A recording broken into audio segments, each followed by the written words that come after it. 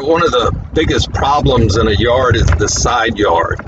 Those things are like hallways. There's a lot of traffic. I mean, there's the pool guy, the weed eater guy, the mow guy, the trash guy, the electric guy, the boat repair guy, whoever, but there's always a lot of traffic, and that's what side yards are.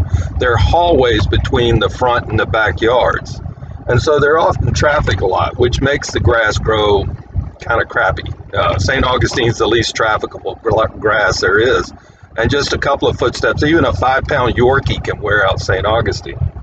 And then on top of that, you have this, generally there might be a stucco or masonry wall of where the house is, and then on the other side is a privacy fence, 5 or 6 feet tall, maybe a couple of shrubs crowded in there. And what you get is a lot of poor air drainage, and people don't realize that grass to grow, to thrive, to achieve its greatest potential, it needs air moving across the top of it to diffuse some oxygen as well as carry off carbon dioxide. On a hot, still summer night in Florida, the grass actually suffocates from lack of oxygen because the CO2 is slightly heavier than air, so it settles to the bottom, no air.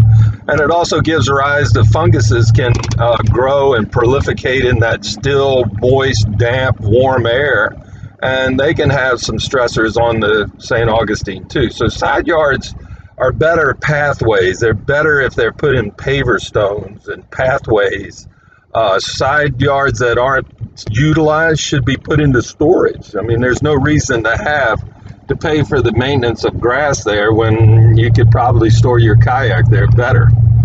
So that side yards are just not the best situation for lawns for St. Augustine. There are other and better uses, higher and better uses for side yards than trying to grow grass. It just costs money, and it often leads to failure.